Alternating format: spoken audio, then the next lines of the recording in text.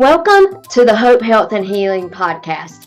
I am Michelle Hannah Fields, and I am your host for episode 13, where I talk with my friend and fitness trainer, Jim Ford.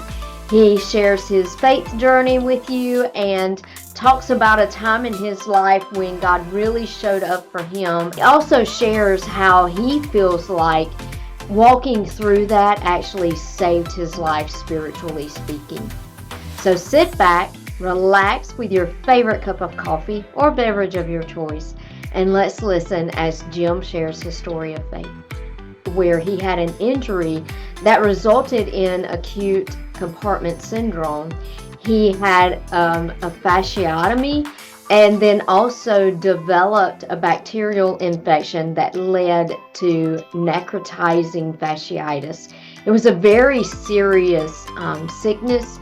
And he said, he could have easily died from it or experienced loss of his leg, but God really intervened and touched his body. He shares a story around that and also how he feels like that actually saved his life, spiritually speaking. So sit back, relax with your favorite cup of coffee or beverage of your choice, and let's listen as Jim shares his story of faith. So I'm here with my friend Jim Ford, and just to kind of say how we know each other. So I was working out at what was Gold's Gym. That's right. Back in the middle, the early 2000s. Mm-hmm. And I would see you training people, and I never had a trainer. I worked out with a few friends, and I had actually walked through a divorce, and life had changed, and I had more time to spend in the gym. And I actually ran into you in Subway, you and your girlfriend, and I looked at you, and one of the things that I always noticed was you always reminded me of my brother. I think I remember you telling me that at one time. Yeah, I do remember and that. So we're standing there. I'd never said that to you, and we're standing there in Subway, and I looked at you and I said, "Aren't you the guy in the gym?" Yeah, this is coming back to me more now. Yeah, more and now. You were like, "Yeah," and I said, "You have always reminded me of my brother, so you may see me staring at you sometimes because I'm like, you look like my brother." Yeah, this conversation is coming back now. That's wild. And so I asked you, if you were a trainer, you're like, "Yeah, why don't you come and, have a free workout with me?" And so I did. I took you up on that offer, and then we trained together for several years. Oh, yeah, up until I moved away from here in 2009 to Gulf Shores. We Right. sure did. Yeah. You had a partner at one time, I think. I don't recall who it was. Yeah, so I worked out with a few people. Yeah, I worked out with lots of different people. I worked out with some people I worked with. There was a couple of people I met at the gym that I worked out with, and then, at this time I wasn't working out with anybody, and so I was just doing it on my own. And yeah, sessions were an hour long then. They were an hour. Of course, the standard in the business now is a half an hour. Yeah. And you can get a lot done in a half an hour, especially if it's just one person. Yeah. Even two people can. So it's adequate depending on what your goals are. Yeah, so then we lost touch with each other once you moved away, and I actually got reconnected with you. I was working out at Planet Fitness, and I saw the old gym manager there, Kevin, and he said, "Hey, did you know Jim Ford's back in town?" I was like, "No." And so he told me you were working at another gym in town. I was at Anytime, doing kind of part-time, supplementing what I'm doing now with my own business at the Schaumburg Anytime Fitness. And so I was like, well, I'm not a member there, but I'm popping in. Yeah, I remember it. I remember it very well. Yeah, I popped in to say hey, and then I started working out with you again at your own private studio, and so I've been working out with you now for, a year or a year and a half, something like that. I'd say about a year and a half, close to a year and a half, coming up on that time. Yeah, that's a lot. Yeah, we've known each other for quite a long time. Yeah, we have. Great client, wonderful Christian woman, wonderful sister in Christ. Yeah. Whenever I still do that, when I talk to people, I'm like, hey, you want to come in for a free session? That's always a good way to do the marketing. I'm very adamant about fitness. I'm very sold on it. It's good for people. It's not just to look good. It's just not for aesthetics. It's for your health. It makes you feel better. And there's so much research that's come out recently about the chemicals that are released, even from the muscles, contracting muscles. I think they call them hope molecules. This is a relatively new, in the past 10 years. It's not just serotonin and the endorphins, the brain chemicals, but it's also chemicals literally coming from your muscles. I believe I showed you that, the video on that. So I really push fitness. It's very important. It makes people feel better. It makes you healthy, and it helps you the spiritual side. I mean, obviously our spiritual workouts are more important than our physical, but to take care of our body, we're taking care of our temple. And the healthier you are physically, I believe, the healthier you'll be spiritually, and vice versa.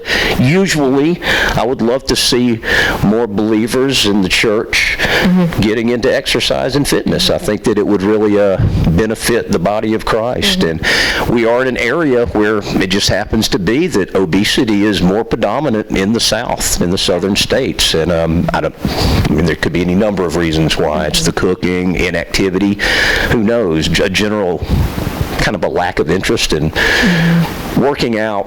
I'm a big proponent of weightlifting. That's I think cardio is important, but you can turn a weightlifting workout into a cardio workout. You can't get on a treadmill and turn that into a weightlifting workout. You can't run down the road and turn that into a weightlifting workout. I guess you could try with dumbbells over the head, but that'd be dangerous.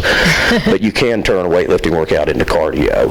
So I guess there's still this idea that weight training is for people that want to get buff and big, and that's just not the case. You work out hard, you don't get buff and big at all. You get firmer and harder. And stronger. Stronger. I do get stronger and have noticed a huge difference.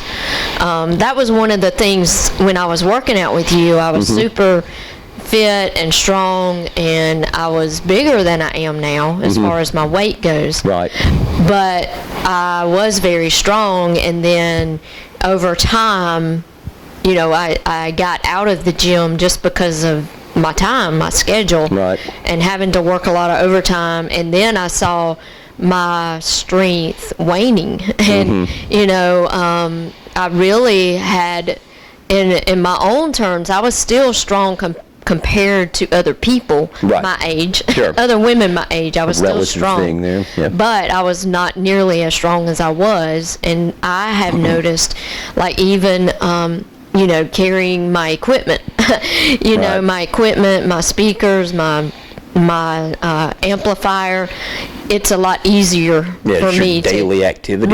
And that too. I've heard these stories, and I hear them over and over and over, time and time again. I've been doing this for 28, 30 years now, roughly.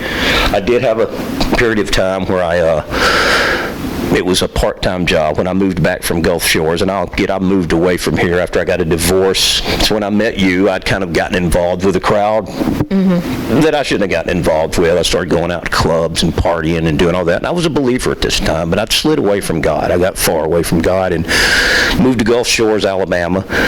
And when I moved back here, I started working on Fort Benning, doing glazing work, working on Martin Army Hospital with an outfit called Physical Security. It was a cool job. I enjoyed it. And I trained people in the evenings because I always wanted to keep my edge working with people. I trained people in Gulf Shores the entire time I was there. And when I first moved there, I came down with an illness after 2 months. It's called compartment syndrome, acute compartment syndrome in my right calf. And it was just kind of a freak thing. I'd been there about 2 months, and I was kind of wanting to come back to Columbus. And I know if I'd have come back at that time, it wouldn't have been good for me. It would not have been healthy. I'm not saying God caused it, but He will allow things to happen to keep you in a place you need to be. Because on down the road, it's going to be much better for you. Whenever I had the surgery to release the pressure in the compartment syndrome, and I won't get into all the details, it's kind of complex. My calf swelled to a massive degree. I was in acute renal failure. I'd never had anything like this happen in my life. Went into the hospital. I believe it was September September 23rd, 2009, and it was in Pensacola. It's about 45 minutes from Gulf Shores. They did an emergency fasciotomy. It's a surgery to release the pressure in the leg, in my calf.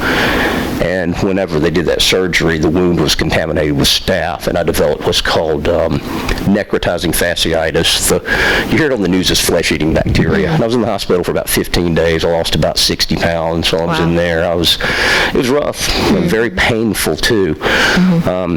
And I started going back to church when I was down there, and I had a guy come. I remember one day I'd been in the hospital for a week, and they were having a hard time keeping my temperature in check because of the infection in my leg. And a guy had... Is it like you were having a fever? Oh, yeah. In fact, I didn't have the fever when I first went in because compartment syndrome, it was painful. It was a massively painful condition, and I could have lost my leg due to that alone. And the next morning, I had a surgery. I guess it was around 2 a.m., an emergency surgery, 2 a.m., the September 23rd. I actually went into the hospital the 22nd, but I was in the waiting room for quite a long time in the emergency room.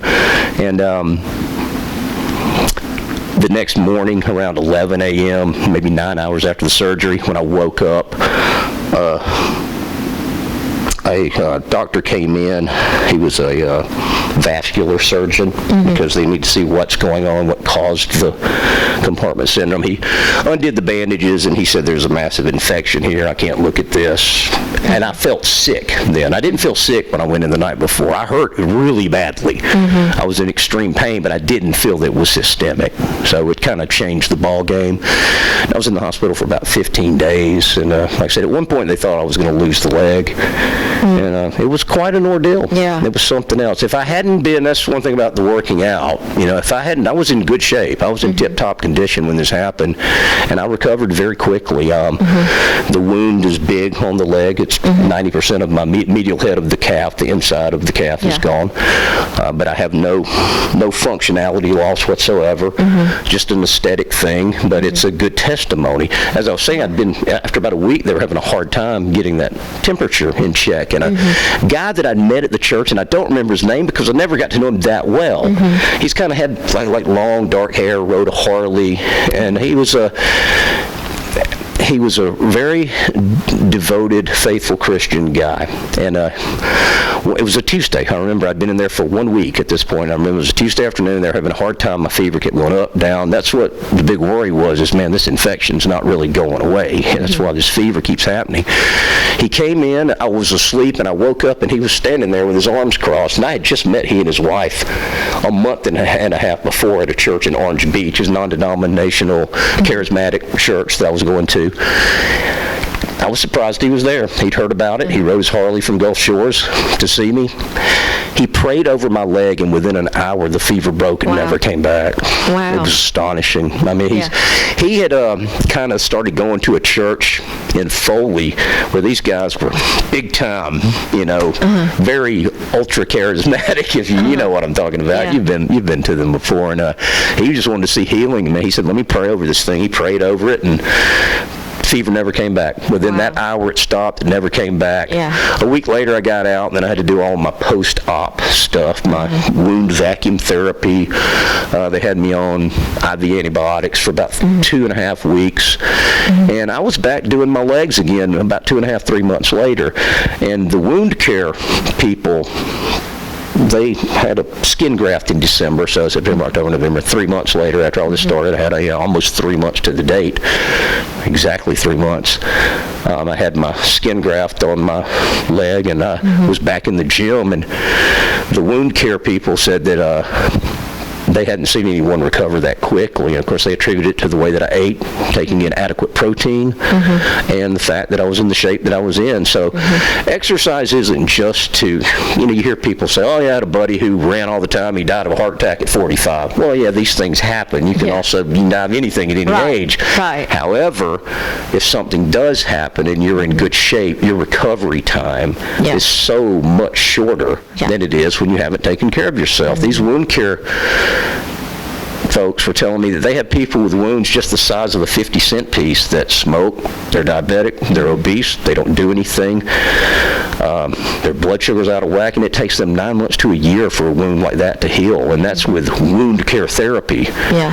So if they would just start exercising, Right. start moving around. We're made to move. Yeah, and I think too, drinking water. Absolutely. That really You have to helps stay your body. hydrated. Your body heal. Had somebody say on one of our trainings the other day in our health book, it says if you don't drink water, your body is just recycling water.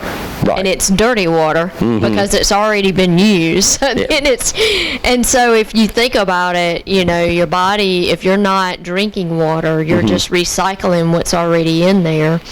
And then, if you think about using dirty oil in a car, Right. It's going to cause that machine, that car, not to function as well. That's right. Over time. That's and right. It's the same with our body when we're not putting the right things in it. Oh, absolutely. It causes our body not to function properly over time. It's not immediate, it's gradual. And so like what you said, being in good shape, having good health does aid the recovery process. And, a lot of times too, doctors can fix your problem, but just like what you said when your friend prayed over you, God is in charge of the healing part. Absolutely. And so a lot of times, doctors, God works through doctors to fix the problems we have, but he ultimately is responsible for then healing and bringing us back to that health. That's right. Now, Luke was a physician, Paul's companion. I don't know, was he Paul's physician? Do you know? I don't know. He must have been. I don't think must the have been. scripture tells us, but I'm assuming. I don't know what church history would say about that. I don't know. Well, you brought up something interesting. We are a biological machine, self-contained, reciprocally ends and means. Pretty miraculous. Pretty incredible. I don't know how anyone could believe in God. Just look at the human body or the brain. You mentioned the way we maintain our bodies. I have friends, people like this. I know guys, they won't let their vehicle go 10 miles past their oil change, yet they don't take that kind of care of their body. Right, yeah. Which is far more important than the vehicle. Right. You have to have your body working well. Yeah. If something happens to your vehicle, you got to at least be able to walk somewhere maybe. If you break down on the road. Right. I guess you could call it For that. sure. Right? But That's true. Yeah, I try to push it. I'm really a big, I'm a trainer, so I'm going to do that. You don't even have to train with me. Do something. Yeah. Yeah, do something. Do something. Yeah, to do help something. your But health. yeah, God uses doctors. I'm hoping He uses me to help people. I like the fact that I hear people. I really like it. I've gotten to where I like when people get the results. Hey, look how I look in these clothes that I couldn't wear. Those are great stories, and those are good testimonies, and I love hearing those. But I've gotten where I really like the ones where I have someone tell me, I was able to do something I haven't done. I can walk up these steps. I haven't been able to do that in 2 years. Right. Yeah. And it's like, that's a big thing. Yeah. I had a woman tell me her name, can I name drop someone? I don't know if she'll ever watch this, and I don't even know if she's passed away or not. I haven't seen her. She was one of my first clients at the gym on Airport Thruway, the Gulch. Her name is Judith Hickman. And she came to me, and she was very small, and I think she'd been, she was concerned with bone loss. She was small Caucasian, maybe she was in her 50s or 60s at the time, prime candidate for osteopenia and osteoporosis. And she was concerned with that. And I guess I trained her, I think she was Tuesday mornings at 9 o'clock, if I'm not mistaken, Tuesdays and Thursdays. And she came to me one Tuesday after the weekend. I'd already trained her for a couple of years, and she looked at me and she said, this weekend I worked in my garden all day long on Saturday, and I didn't feel it. She said, that's the first time I've done that in several years. And she said, and I couldn't have done it without this. And she looked at me and she goes, so never lose sight of the fact you're helping people. And I never have. That stuck with me. when I got into this, I was in, man, people just want to be muscular, they want to be in shape. I didn't realize I was in my 20s. That's all I was concerned with. And if you do it for that reason, for the aesthetics, you're still going to get the health benefits, and vice versa. You do it for the health benefits, you're going to get the aesthetics. Yeah. So, and I've been very blessed with having a lot of really great clients, a lot of Christian clients, really, truly believers. You know, I have some that aren't, and I pray for them, but, you know, the vast majority have been quite, and they're not just talkers, they're walkers. You know, they're walking the walk. They're not just talking the talk. I've been very blessed, and to be honest with you, I kind of need that. I need that. You know, I feel that I have a ministry here, and part of that ministry is talking to other believers. We're all supposed to witness. We're all supposed to tell the unbeliever about Christ. But there's a way of the fellowship amongst believers where we throw things. You and I do this all the time. Even if I disagree with, we can disagree. The church is filled with disagreements, but we still fundamentally believe that Jesus was born of a virgin. Right. God in the flesh, died for our sins, rose again on the third day, seated at the right hand of the Father, intercessing for the saints. Yeah. So the little periphery things, you know, it's kind of fun to go back and forth on that. It kind of opens minds. In fact, I think you mentioned something about that. You said a friend told you, I don't know if you recall, it's just a conversation we had a few weeks ago, about a friend telling, do you remember that? It was a friend of yours, she told you something about that, opening a dialogue and disagreement, but how it should open your mind up, obviously not to some kind of crazy heresy, but, you know, where we can look at each other and go, oh, I'll have to think about that. And I've started learning that more in the past few years, because used to be I was hard to move. I was unbending. And in some things, obviously, we have to be unbending. Right. We can't compromise certain parts of our wall. But there are things that I can, you know, look back and I think, okay, maybe I've been a little too harsh about this. And and I think not given enough grace. Right. And I think sometimes, you know, we look at things from our perspective and what God's called us to. And sometimes, like, if it's black and white in the Bible, then it's black and white in the Bible. Like, this, thou shalt not kill. Okay, that's black and white, you know. But there are some things that maybe God says is not good for me to do. That's right. But yet it's allowable for you. Exactly. And so, you know, I think sometimes we have to realize that from my perspective, these are things that God has told me, Michelle, do not do these things, because He knows that if I do these things, because of my personality, because of the way He made me, if I do those things, then I'm going to be tempted not to follow Him as closely as I should. Right. And I could walk away from the faith because of those things. And so because of my personality and my propensity and just how I'm wired, He's like, okay, well, because you're wired this way, I don't need you to ever do this. Right. Because He knows that if I do that, then I have the risk of turning my eyes away from Him. At the same time, I can't tell you, Jim, you cannot do this. Correct. Right.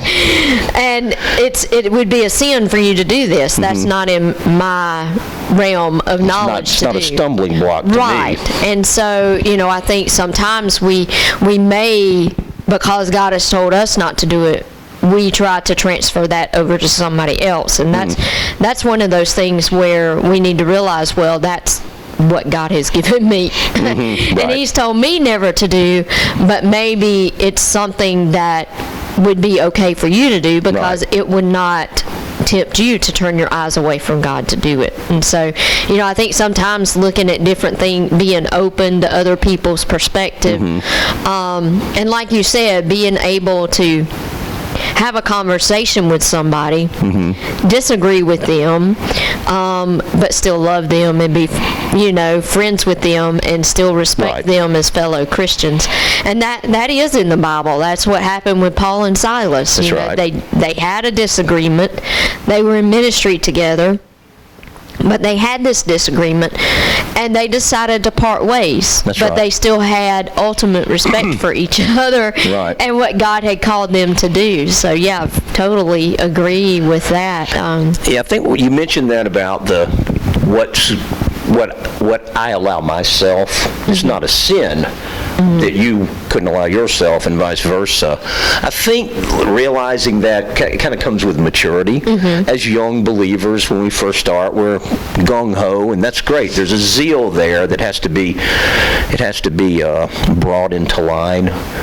That's the word meek. A lot of people think the word meek means weak, but it doesn't mean that. A meek is the term that was used for breaking a wild horse.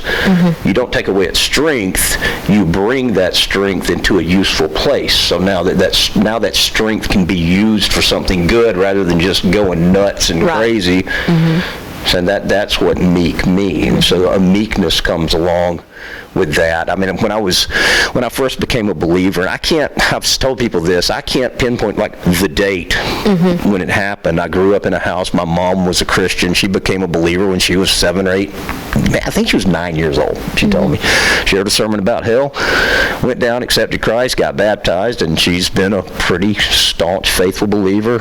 Anyone that knows Marie Ford, my mom, can attest to this. I mean, she's it was a little different for me. The perspective I had was a little different. She's a wonderful mother, but my brother and I were kind of wild when we were young. We were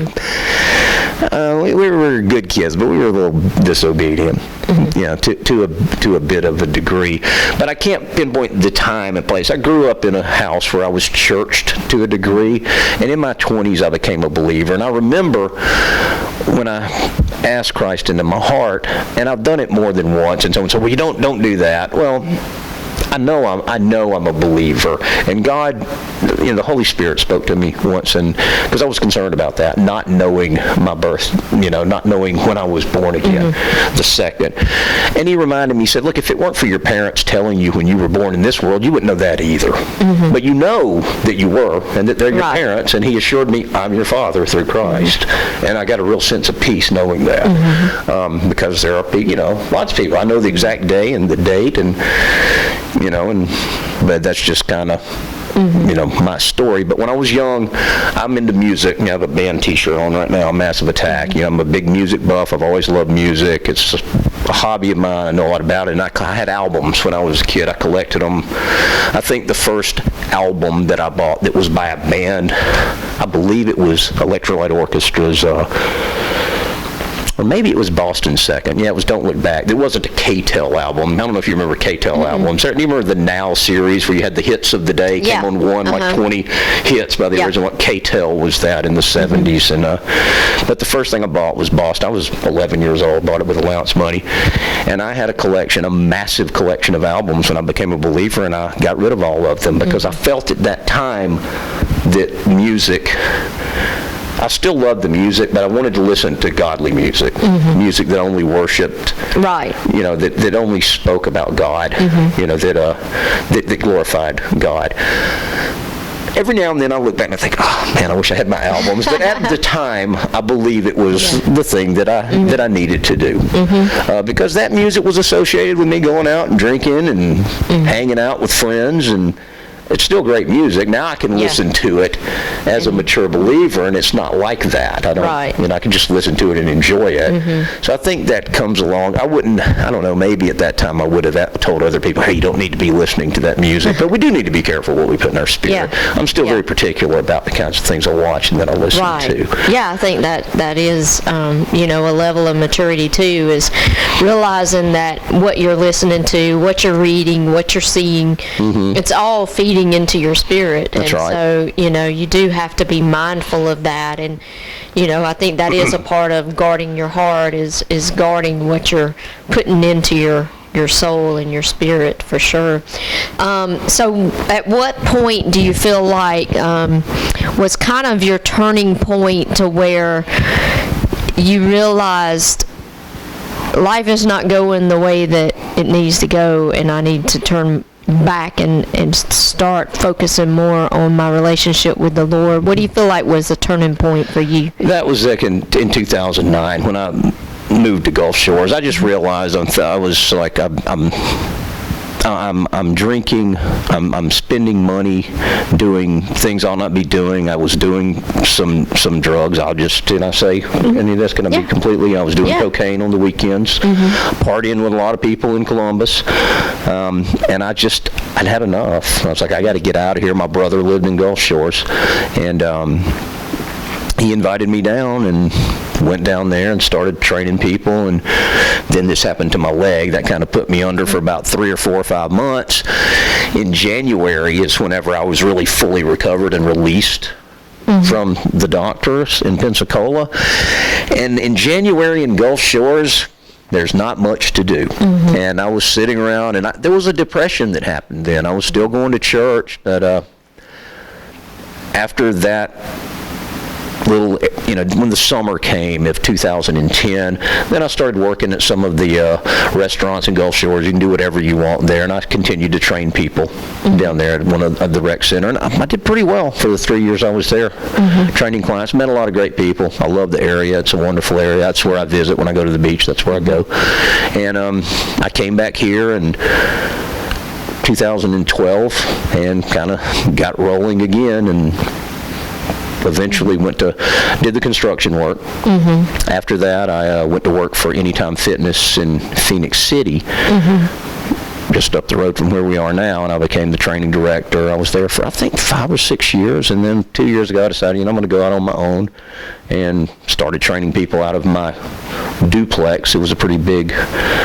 You didn't train there. Did you train there? Yeah. Okay. Oh, wow. Then it has been quite a while then. Because I've been here over a year now. Now I'm here at the Webb's place in my studio here. And I love it. I like it a lot. But that's really when I turned. Just in 2000, I just got tired of it. And I'm like, what am I doing here? And I've had my ups and downs since then too. Nothing to that degree, but times whenever I have to stay really close in the Word. I have to, we all do.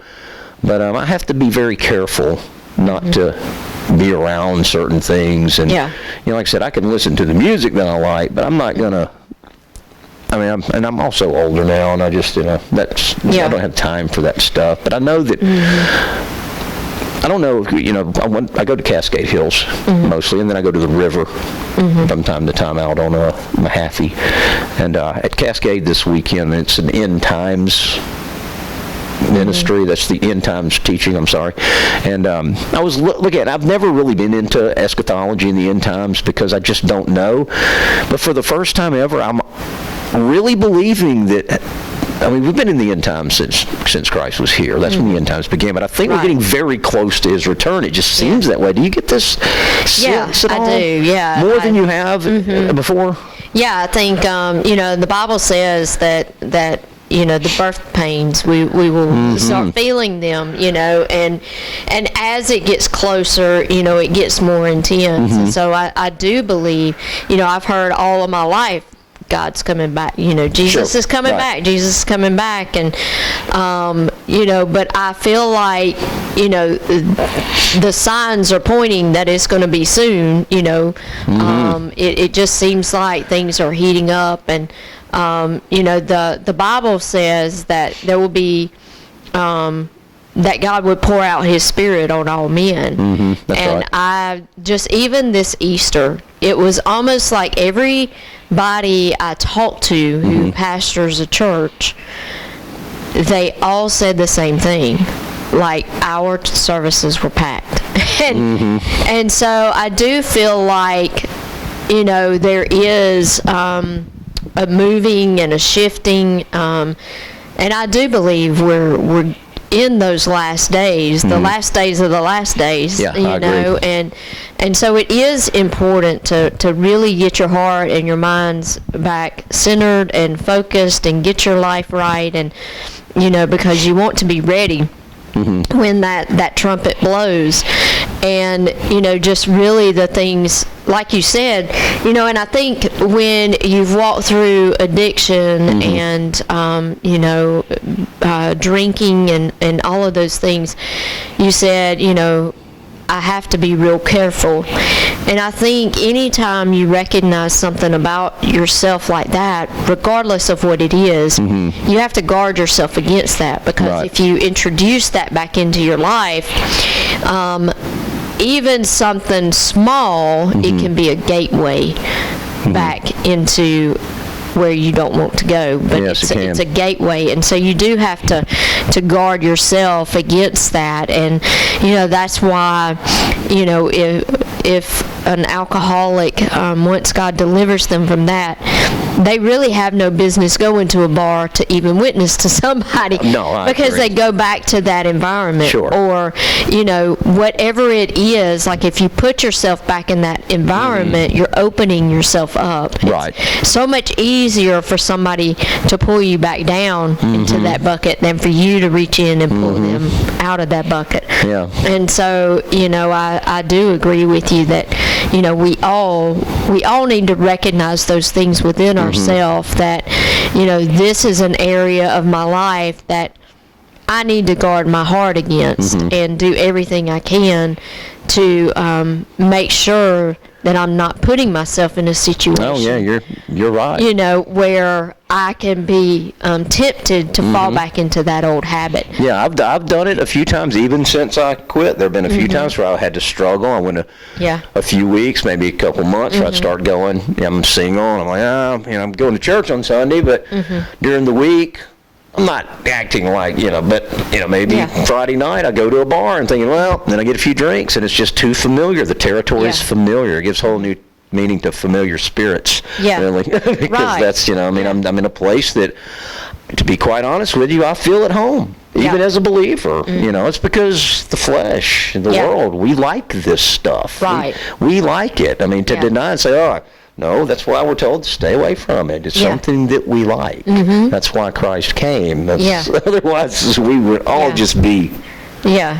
Well, I don't even think about that. The flesh is the spirit is willing, but the flesh is weak. That's right. When we get in those places, our spirit's going to war with us. Absolutely. Like, we know I don't belong here, but your flesh feels at home there, and your flesh wants to stay, and so it's that battle. It wins the battle. Yeah, From time to time, no, but I'll be honest with you, if I were putting myself in these places, I'm just going to tell you, most of the time, the flesh would win the battle. So, like you said, it's just best to stay away. Right, and so it is. Well, how have you seen, besides those instances, what is one of the things I like to ask people is, what is a marked moment in your life that no matter what comes your way, that okay, this moment, and I know, your hospital and your injury there was one. What is a marked moment in your faith that you can always point back to and say, God brought me through here? And so I know that no matter what I face, I can always look back to that, see where he moved in my life, see where he moved, and even if it was somebody else's life, but a marked moment in your faith that really helps ground you. And in other things you've walked through, it's been something that you went back to and said, well, I know that God did this, and so I know I can trust him with that. What is a marked moment for you? I would have to say I have a lot of them, actually. They happen fairly regularly whenever financial things come about. And I'm one of these people, it's like, I wish I could adhere more to be anxious for nothing. I try. It's a weakness for me. I really have to pray over this and become so much better at this. But I'll get to where I don't let God have things. And that's one of those things. But he's never let me down. Now, there is a moment, and this is something that I've never forgotten. When my son was born, Landon, and you know Landon. You've met Landon, haven't you? And he's 26 now. I have a grandson and another grandchild on the way now. And his wife, my daughter-in-law's name is Sierra. They live in Noonan. And when he was born, I always wanted a son. And I had a vision. I imagined, even before I met Landon's mother, and we've been divorced for quite some time, even before I met her, I would imagine in my mind being in a room in the hospital when my son's being born, and I had an image of how he would look. And when Landon was born, I'm telling you, it was exactly like the image. Everything, the way he looked. I mean, it was a very vivid. I have a vivid imagination. And that's kind of a marked moment that, even then, just that little thing, God took the time to know this is what Jim wants.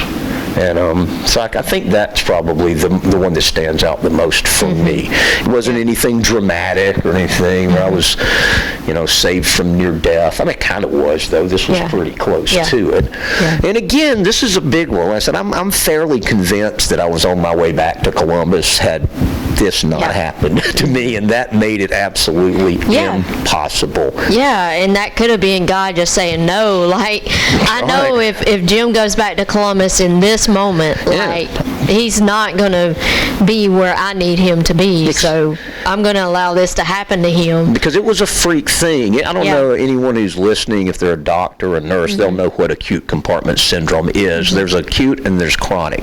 Chronic isn't as severe. Runners often get chronic compartment syndrome. Eventually they have to have a fasciotomy too, oftentimes. And I guess it can turn into acute. Acute compartment syndrome usually involves a crushing injury, people who are in accidents, and it's a severe injury. I'm not going to get into the details of what compartment syndrome is physiologically. But all I had done was had a grade 1 tear in the medial head of my gastrocnemius. That's the big part of the calf. It was a minor thing. I've had muscle tears. You probably had them before. A pull is a tear. It's damage to tissue. Somehow that little thing became compartment syndrome. It was a weird thing. That just doesn't usually happen. And I remember doing a leg workout one day, and I remember my calf started hurting way up top here. And I went to a hospital in Foley, and they did an ultrasound after about 4 or 5 days. And they said, there's some small bleeding back here, but did you tear a muscle? And I said, yeah, I think I had a small tear when I was doing some leg work. They said, well, if it gets any worse, come back to see us. Well, it got a lot worse, and I was, through someone else's advice, they said, look, you need to go to a place in Pensacola called Sacred Heart. Don't go to the Foley Hospital, because it is a small hospital, and I did need the best possible care that I could have had. But even that, it's just, everyone that thought, so did you have a crushing injury? Were you in a car accident? Did you something? I'm like, no, this just kind of came out of nowhere. Yeah. And I couldn't walk whenever I went. I literally could not walk. I'm crawling around with this calf up, kind of like, my belly to the ceiling, and this leg, using my 2 arms and 1 leg to get around. And the day I woke up and I realized something was wrong when I go to the bathroom from the renal failure, I was like, I got to get to the hospital. This isn't right. It was just, I'd never had anything like, I could never have anticipated something like this. It's a very rare thing, especially the turning into the necrotizing fasciitis, which again, that's a whole nother condition.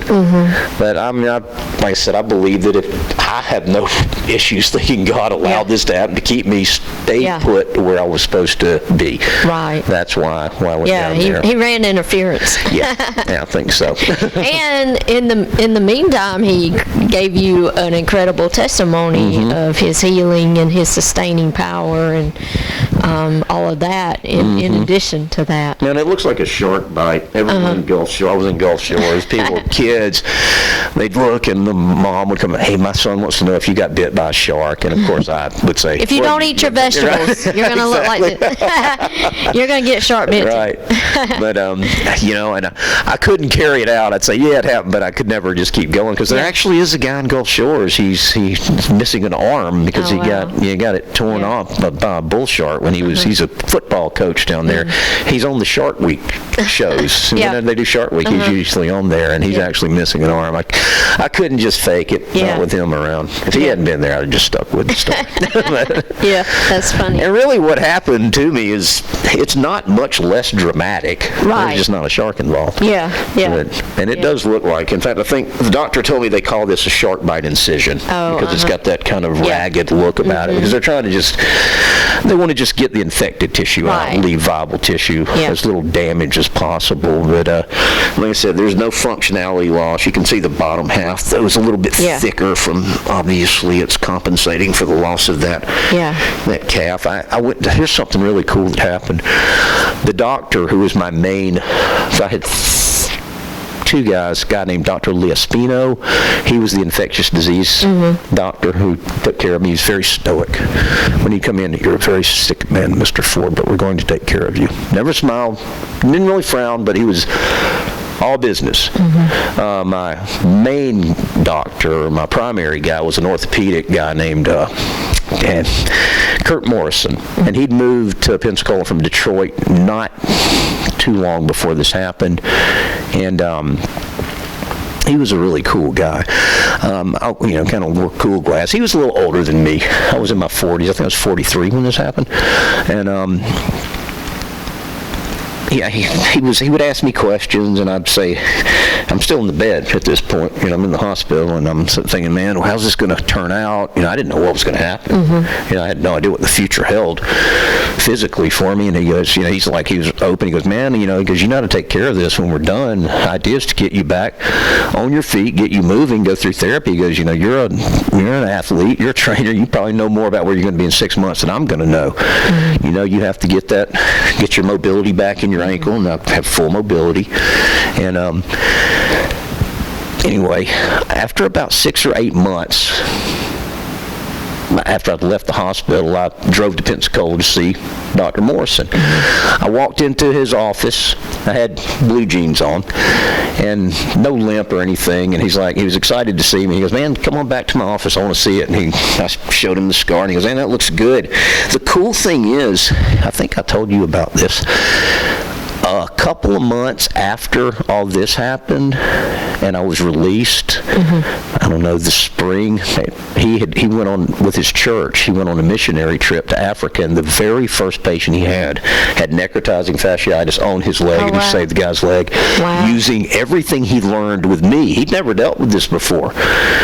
He's an orthopedic surgeon, but because it was on my leg, the infectious disease guy, and then he's the one doing the that's tissue. Pretty incredible. Yeah, so God used this in order to educate him to save someone's leg on a missionary trip in Africa. Now, that's pretty cool. Yeah, that is cool. That's pretty awesome. Yeah, that's awesome. Yeah, I couldn't believe it. I'm saying, wow, to me, that's worth it happening. Yeah. Just to hear that. Yeah. That's worth it happening. 'Cause I don't mind the scar. There was a time when because my calves were one of my best features. Genetically, I have really good calves, and I don't work this one quite as much anymore. I work it because obviously half of this one's gone. But at one time it bothered me, but it no longer does at all. Well, and like you said, it gives you a chance to share your testimony. That's exactly right. When people ask, God was working throughout all of this. Yeah. He was moving through the whole thing, without doubt. And even, I tell people, things you walk through emotionally, there's scars there. And the scars are there to remind you of how God moved. Yeah, that's right. And so that even emotional scars, those kind of things, they remind you of what you went through, but also God's faithfulness to bring you through those things. That's right. And I need to always remind myself of that, because I need to be grateful for what happened here and look down and remember. And sometimes I take it for granted. The further it gets in the past. Yeah. I have my leg. Yeah. Virtually every doctor or nurse that I've ever met, and I meet a lot of them in this field, a lot of nurses use trainers, and several doctors, every last one of them, that they see how much tissue damage was done here and they find out what the condition was, they're astonished I have my leg. Yeah. They're like 9 out of 10 times that leg's gone. Right. So, and like I said, I just don't even feel there's never any pain. There's tightness, from scar tissue, but again, I don't have any lack of mobility at all. Yeah, that's I can even do calf raises on this leg. Yeah. So there's nothing that I can't do now that I could do before. Yeah. So, and if you see me with pants on, you'd have no idea it was there. Right. It was important for me not to have a limp. That was a big thing for me. Yeah. And I'll tell you what, though, it's painful. I don't know if anybody's ever used a wound vac before on a wound like this, but man, when they first changed that wound vac sponge the first several times, it is absolutely the worst, most horrendous pain I've ever felt in my life. Even when you've been given a shot of Dilaudid, you can still feel it. It's just It was an ordeal. Wow. Yeah, it was something else. All that weight I lost. It was a humbling experience. Right. For sure. Yeah, for sure. For sure. I was after I got out of the hospital, I think it was less than a week, I'm in the gym where I was training people at. And eventually it became my main place to train everyone.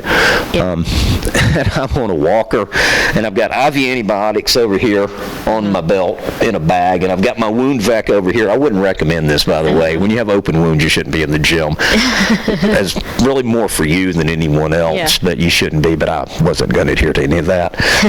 In fact, I convinced the physical therapist that I went to in Pensacola. I went to physical therapy about 3 times. Now, anyone listening, if you're prescribed physical therapy, you should go through the entire regimen, but I did know enough to do this on my own from what I do. But they had a nice little setup like a gym, and after I'd done my therapy on my hamstring, because the hamstring really needed working after all this, I convinced the physical therapist to let me use the weightlifting equipment to do some upper body work. So I'm like, I'm going to be here another half an hour. Can I do this? And she's like, okay, yeah, you can go ahead and do that.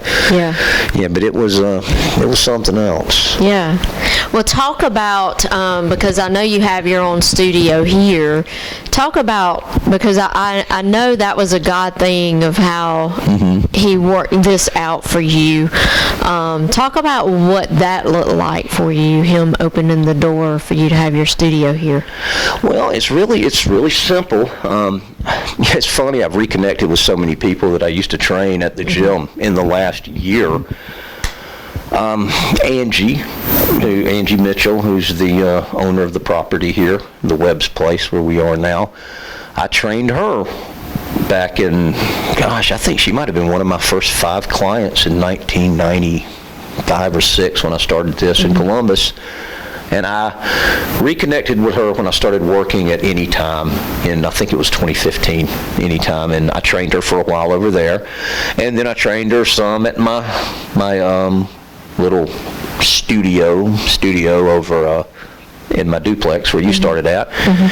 And I guess sometime, what is this, 2024, so it would have been 2022, she called me in the fall and she said, hey, I've got an offer for you. She told me that she had purchased this property and was going to turn it into Air BNB, a wedding venue, and an event center, and that there were offices, an office building in the back, and she wanted to know if I wanted to use a space there for my training studio, and I immediately said, yeah, absolutely, without doubt.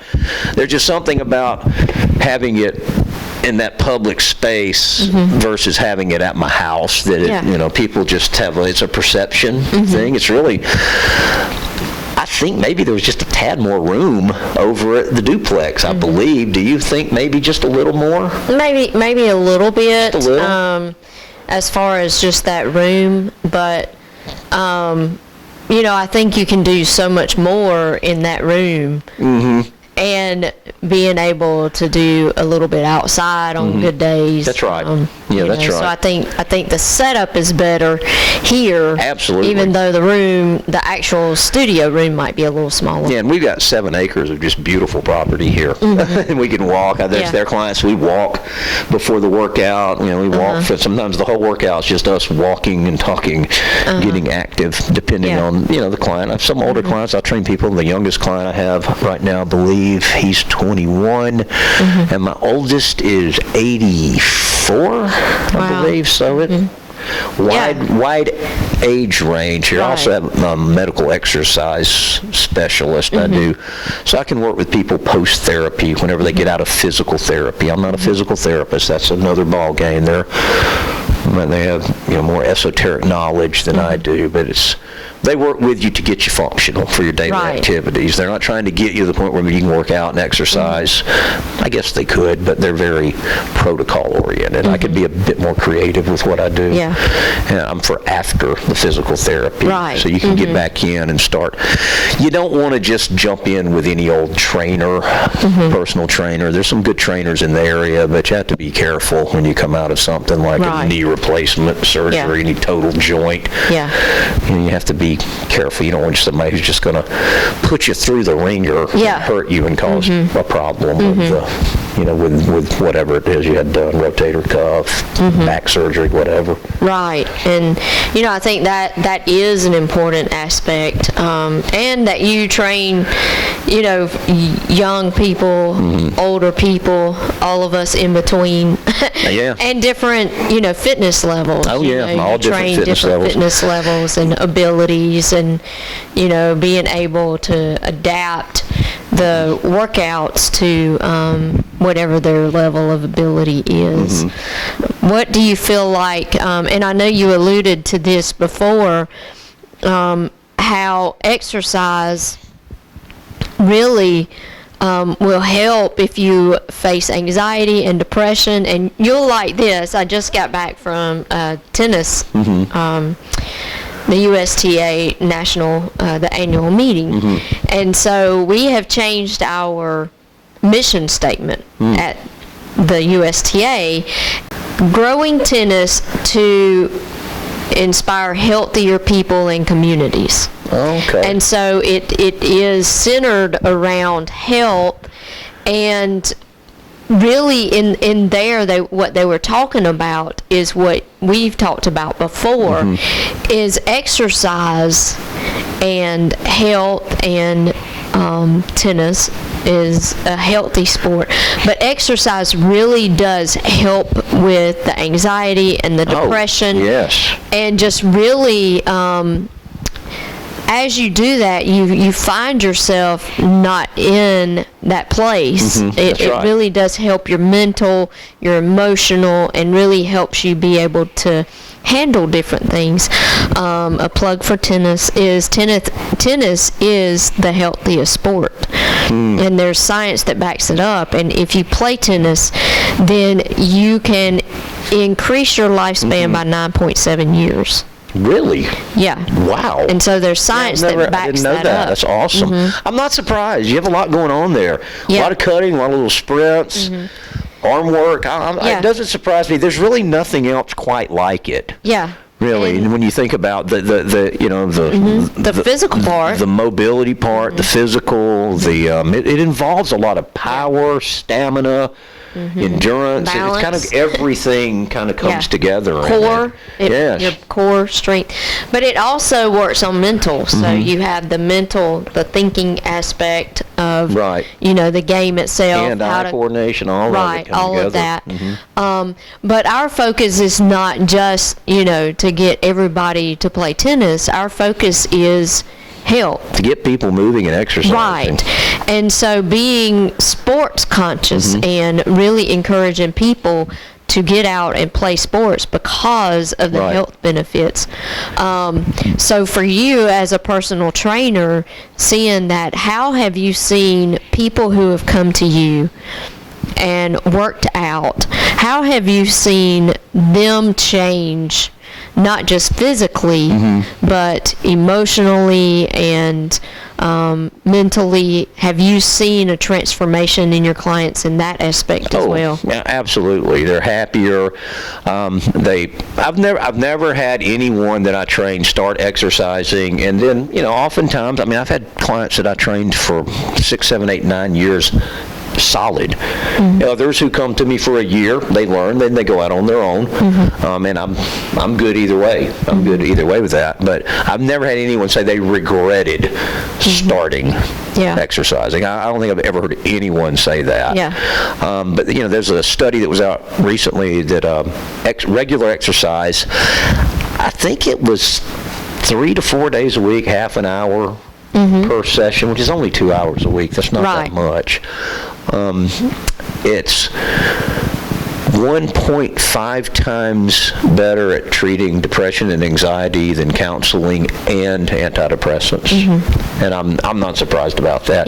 There's never a time I don't feel better when I exercise. And if I go 2, 3, 4 days without it, I get in a funk, a mental funk. It's kind of a fog.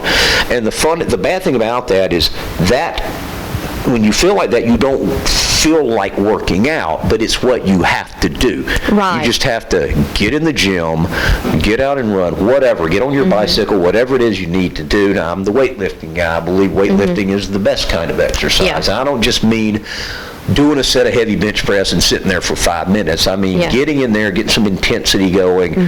You need to be methodical about it.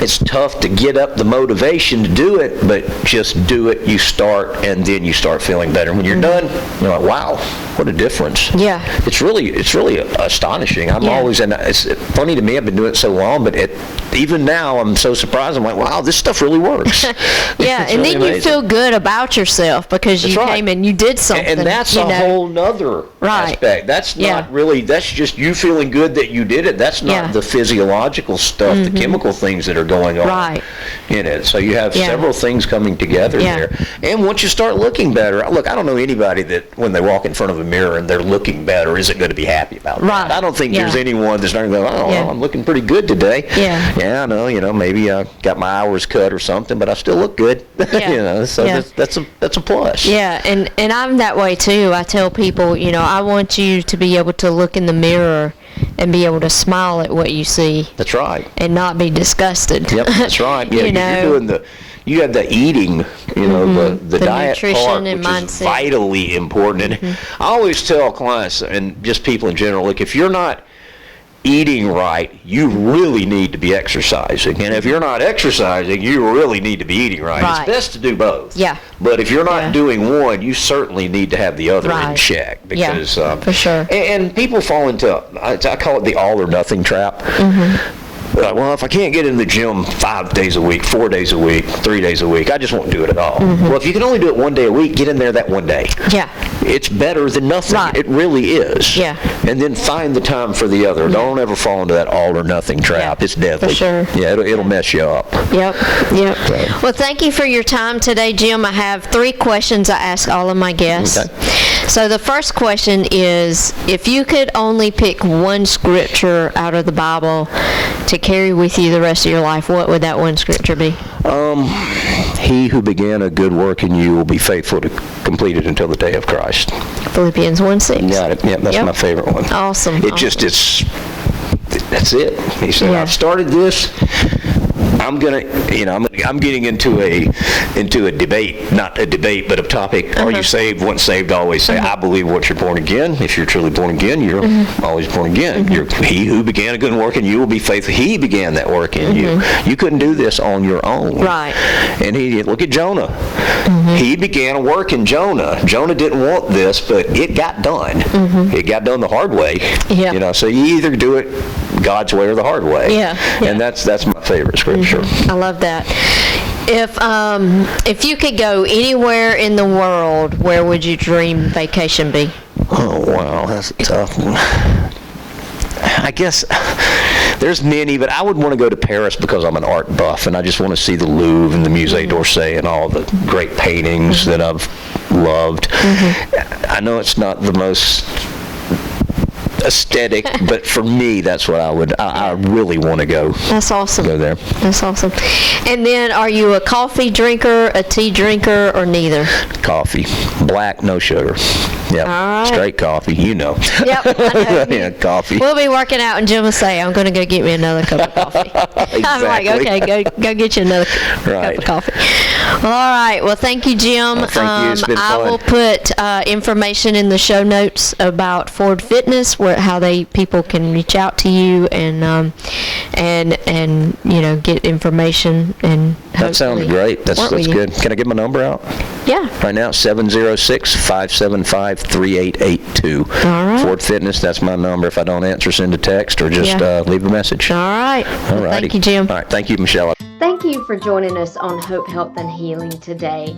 I know that Jim's story of faith has encouraged you, that it has given you some insight and made you take notice of your own life and how God has intervened for you. Maybe even He redirected you like He did Jim. And maybe Jim's story has inspired you to work on your own physical health. If you are looking for help in this area, I would love to talk with you, hear what you're wanting to accomplish in your health, and how we may be able to help you. I went on my own journey 6.5 years ago. I lost 60 pounds in 2018 just from working on my nutrition and my mindset. I now help other people as a health coach to help them achieve health in their life. Jim would be a great resource for you as well. He is very knowledgeable as far as the science of fitness training and can really help create a routine for you and workout sessions for you that will help you move your physical health forward as well. So if you're looking for a trainer, he is a great resource, whether you are in the Columbus, Georgia area and can work out with him in person, or if you would like some virtual training, he can also help you with that. His number is in the show notes. There's also a way that you can connect with me in the show notes if you need help with nutrition and mindset as well. So reach out to one of us and let us help you with your physical health. It really does tie into every aspect of your life. Join us next time on Hope, Health, and Healing, where I know that you will hear some stories that will encourage you along your own faith journey. Thank you for joining. Be sure to like and share this podcast with your friends and family. Thank you.